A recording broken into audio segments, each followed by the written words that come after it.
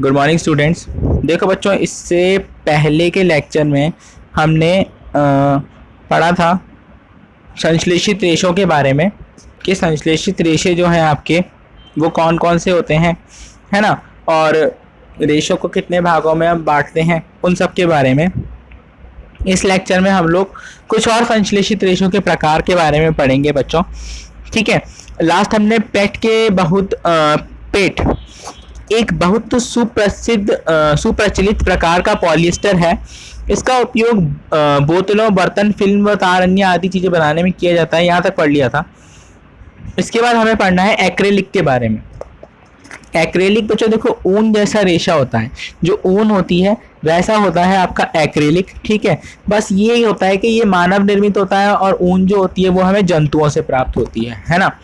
हम सर्दियों में स्वेटर पहनते हैं तथा शॉल अथवा कंबलों का उपयोग करते हैं। इनमें से बहुत से वास्तव में प्राकृतिक ऊन से निर्मित होते हैं, यद्यपि वे ऊन सदृश दिखाई देती है। वे अन्य प्रकार के संश्लेषित रेशों से तैयार किए जाते हैं जो एक्रेलिक कहलाता है। प्राकृतिक स्रोतों से प्राप्त ऊन काफ़ी महंगी होती है, जबकि एक्रेलिक से बनी वस्तुएं अपेक्षाकृत सस्ती होती हैं। ये विधियां विभिन्न रंगों में उपलब्ध होती हैं। संश्लेषित रेशे अधिक टिकाऊ पहुंच के भीतर, जिससे कि ये प्राकृतिक रेशों की अपेक्षा अधिक लोकप्रिय। जो आपके संश्लेषित रेशे हैं बच्चों, वो कैसे होते हैं? सस्ते होते हैं, अधिक टिकाऊ होते हैं। ठीक है, इसलिए ये कैसे होते हैं? बहुत ही ज़्यादा लोकप्रिय हैं, लोग इन्हें पसंद करते हैं। ओके, इसके बाद में है बच्चों, आप पूर्व में प्राकृतिक रेशों को जलाने का क्रियाकलाप कर चुके हैं। यहाँ यदि आप संश्लेषित रेशों को जलाने का प्रयास करते हैं तो क्या होता है, हम देखते हैं। देखो बच्चों, जब संश्लेषित रेशों को जलाया जाता है तो ये पिघल कर फट जाते हैं। ठीक है ना, ये पिघल जाते हैं या फिर ये मेल्ट हो जाते हैं। इस तरीके से इनकी कुछ प्रतिक्रिया होती है। कल्पना करिए कि आज वर्षा यहाँ से एक सेकेंड, जब हम इन्हें जलाने का प्रयास करें तो आप पाएंगे कि इनका व्यवहार प्राकृतिक रेशों से भिन्न होता है। आप यह भी पाएंगे कि संश्लेषित रेशे गर्म करने पर पिघल जाते हैं। यह वास्तव में संश्लेषित रेशों का एक हानिकारक गुण है। ठीक है, संश्लेषित रेशे जो होते हैं अगर हम उन्हें गर्म करें तो पिघल जाते हैं। ये संश्लेषित रेशों का हानिकारक गुण है बच्चों। ठीक है, यदि वस्त्रों में आग लग जाती है तो ये बहुत आपत्तिजनक हो सकता है, क्योंकि ये जो संश्लेषित रेशे होते हैं ये बहुत ही तेजी से जलते हैं और पहनने वाले व्यक्ति के शरीर से चिपक जाते हैं। अतः हमें प्रयोगशाला अथवा रसोई घर में कार्य करते समय संश्लेषित रेशों का उपयोग नहीं करना चाहिए। इसके बाद में है बच्चों संश्लेषित रेशों के गुणधर्म। संश्लेषित रेशों के क्या गुणधर्म होते हैं देखते हैं हम लोग। कल्पना करिए कि आज वर्षा का दिन है, आप किस प्रकार का छाता प्रयोग में लाएंगे और क्यों?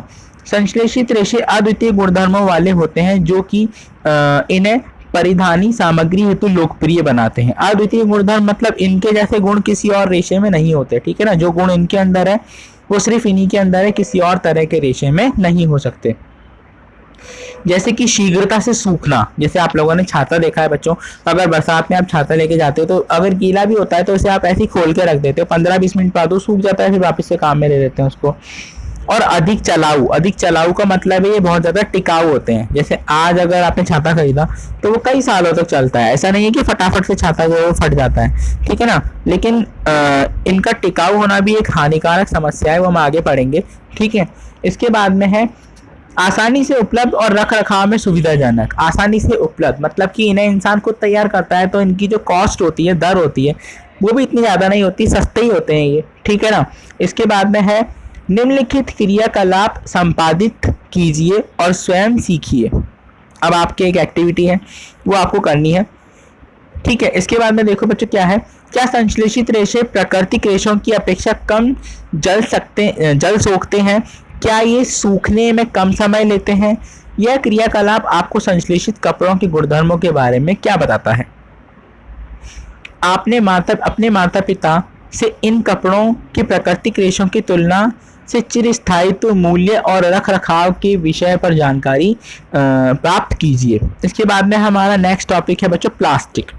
प्लास्टिक देखो बच्चों, आप लोगों ने देखा होगा कई सारे खिलौने आपके प्लास्टिक के होते हैं, बोतलें प्लास्टिक की होती हैं। ठीक है, चेयर्स प्लास्टिक की होती हैं। प्लास्टिक हमारी एवरीडे लाइफ में बहुत ज़रूरी है। आपका सुबह के ब्रश करने से लेकर वो जो ब्रश बना है वो प्लास्टिक का है। ठीक है, शाम के सोने तक कहीं ना कहीं आपके प्लास्टिक यूज़ में आती है। ओके, तो ये जो प्लास्टिक है बच्चों, ये बहुत इंपॉर्टेंट है आज हमारी लाइफ में। ठीक है, प्लास्टिक के बारे में हम पढ़ेंगे कि प्लास्टिक क्या होती है, कैसे बनती है, प्लास्टिक के प्रकार देखेंगे, प्लास्टिक के कौन कौन से प्रकार होते हैं और उनके बारे में चर्चा करेंगे। चलो स्टार्ट करते हैं प्लास्टिक से। आप घर पर प्रतिदिन काम में आने वाली वस्तुएं, बहुत सी प्लास्टिक की वस्तुओं से परिचित होंगे। इस प्रकार की वस्तुएं और इनके उपयोग की एक सूची बनाइए। संश्लेषित रेशों की तरह प्लास्टिक भी एक बहुलक है। सभी प्लास्टिकों में इकाइयों की व्यवस्था एक ही प्रकार की नहीं होती है। कुछ में यह रेखीय होती है और कुछ में तर्कबद्ध होती है। देखो बच्चों, यहाँ पे आपको 2 टाइप की स्ट्रक्चर दिख रही है। ए तो है लीनियर, लीनियर का मतलब है सीधी सीधी लाइन, और बी में क्या है, 2 लाइन है फिर वो आपस में कनेक्टेड है, फिर 2 लाइन है फिर वो आपस में कनेक्टेड है। तो जो लीनियर वाली है इसको तो कहते हैं रेखीय, और जो ये वाली है इसको कहते हैं क्रॉसबद्ध व्यवस्था।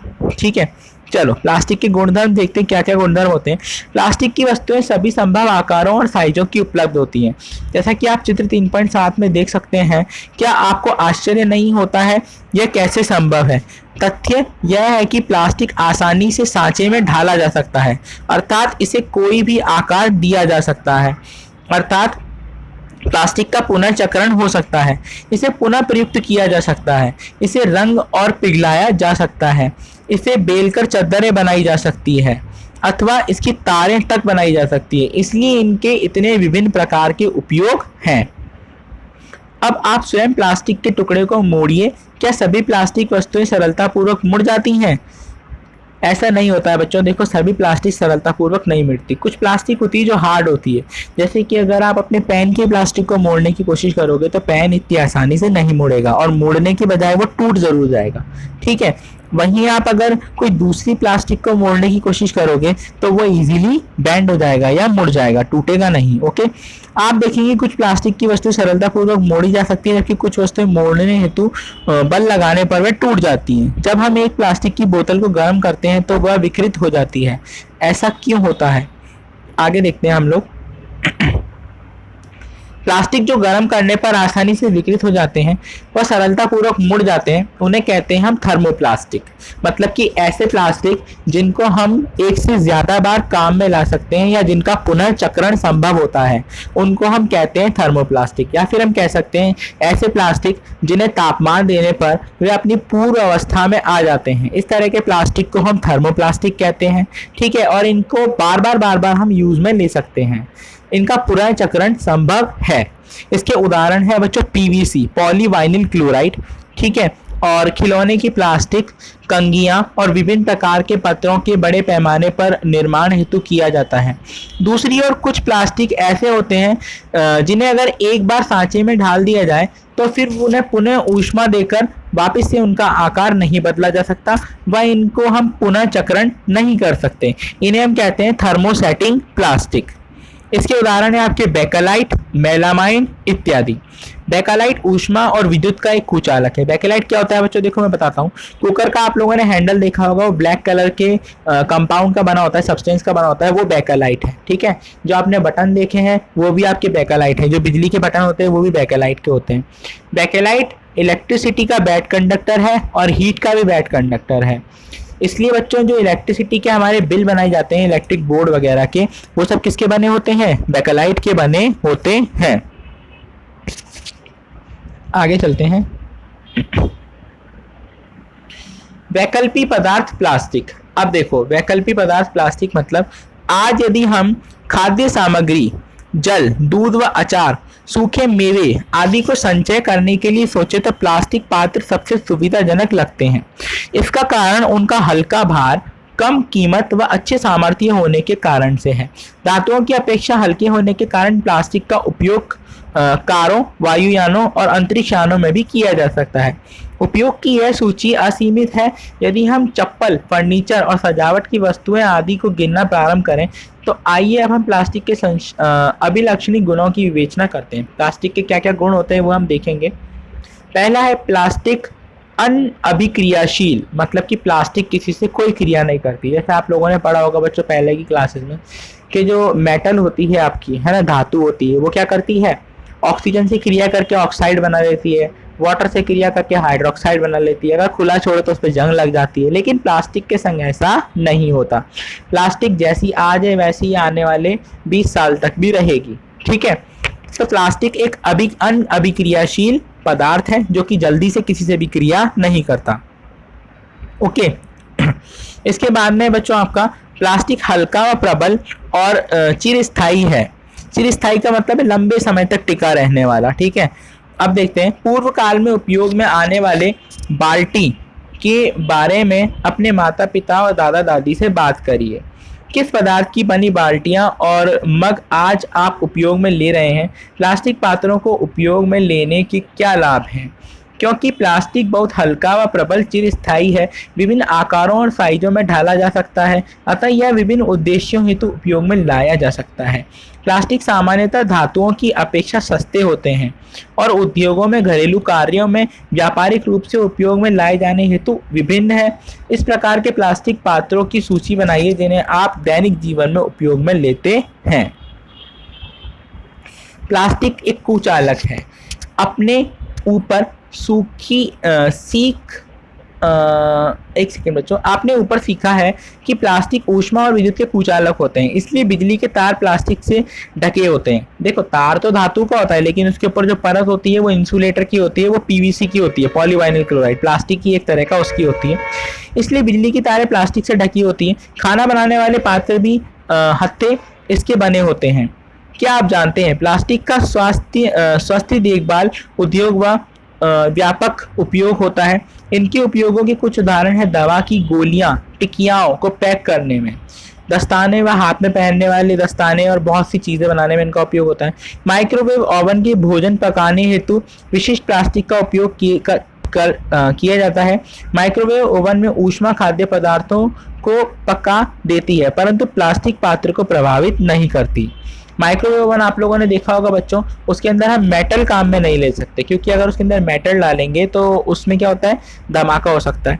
मेटल से वो बहुत ज़्यादा रिएक्ट करता है। ठीक है, उसके अंदर जो वेव चलती है वो मेटल को इन्फ्लुएंस करती है, मेटल गर्म हो जाती है, लेकिन प्लास्टिक पर वो कोई प्रभाव नहीं डालती, इसलिए उसकी बॉडी काहे की बनी होती है, प्लास्टिक की बनी होती है। ओके, टेफ्लॉन एक विशिष्ट प्लास्टिक है जिस पर तेल और जल चिपकता नहीं।